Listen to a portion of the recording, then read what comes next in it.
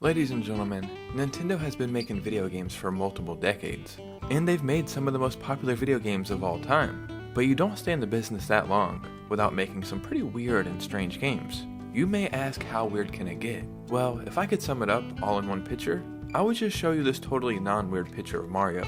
Oh no! Yeah, I feel pretty uncomfortable too. Let's just go ahead and get right into this video.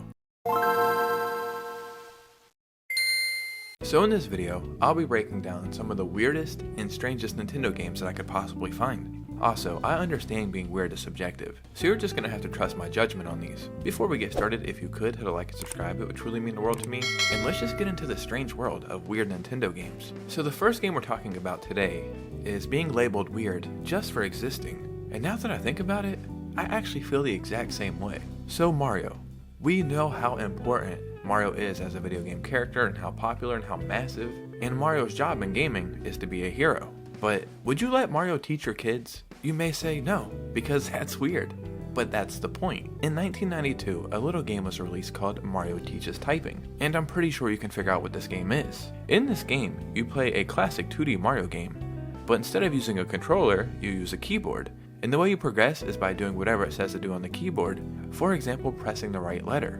And this is very strange to me because in the 90s and early 2000s, gaming was looked at like a lazy hobby. But then on the other end, by gaming, you could learn a super valuable skill like typing. So let's get a little bit more strange.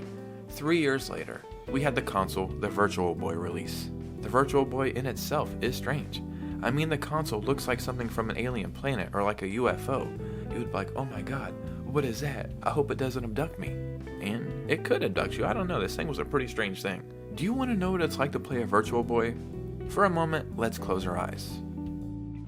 And when you open them, you see red. This is what it was like to play a Virtual Boy. I think there was a total of around 22 games released for the Virtual Boy, and Nintendo only sold 1 million of these consoles. I think it was only supported for about a year, so all the way into 1996, and then it was pushed out of the way to focus on the Nintendo 64.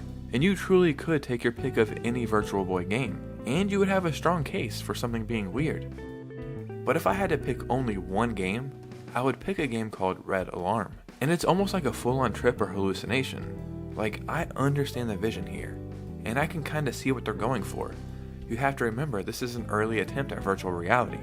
But what ends up happening is you just get a very stripped down version of something like Star Fox.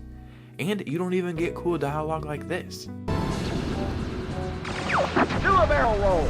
So if that wasn't weird enough for you, don't worry, it's about to get insanely freaking weird. Like, there's no other way to put it. Nintendo is home to some pretty strange games, but I think this one might be the weirdest of all time. The GameCube is my favorite Nintendo home console of all time, but the GameCube in itself is a pretty weird console. And the library of games for the GameCube are pretty wacky. But what about a game where you can play as God? Yeah, that's what I thought. That's pretty weird. It's called Doshin the Giant.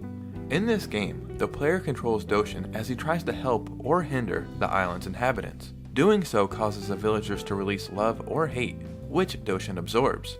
The two feelings cancel each other out, but if he gets enough of one type, he will grow in size. Doshin is the love giant, a yellow, featureless giant with a happy face and a few strands of hair.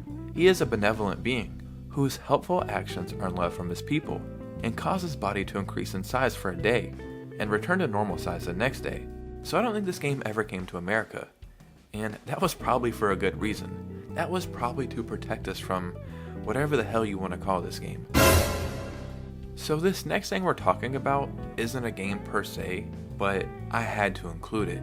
Like, it's Nintendo related, but it's so weird, wacky, and strange that it feels something like straight out of a Family Guy sketch. So let's start with the original Game Boy. This thing was massive and chunky, and yes, you could take games on the go, but it was still a big, weird console. You can take it on a plane!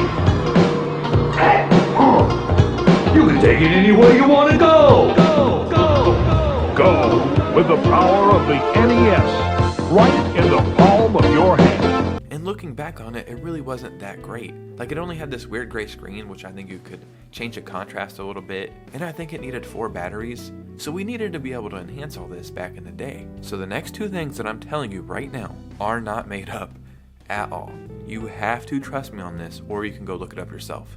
So, there was a device made called the Handy Boy. And you're like, oh, I get it, you know, handy, that's kind of funny. But guess who made this freaking device? A company called STD Entertainment. So let's break it all down. There was a device called the Handy Boy that was made by STD Entertainment. If that's not weird and strange, then I don't know what is. So what the Handy Boy did is it added a magnifying glass, stereo speakers, a joystick, larger buttons with contacts connecting inside the Game Boy's battery compartment, and the speakers would plug into the headphone jack. And just looking back on it, this was truly an insane thing to create, but the name of the device and the name of the company who created it is just, you can't make stuff like this up.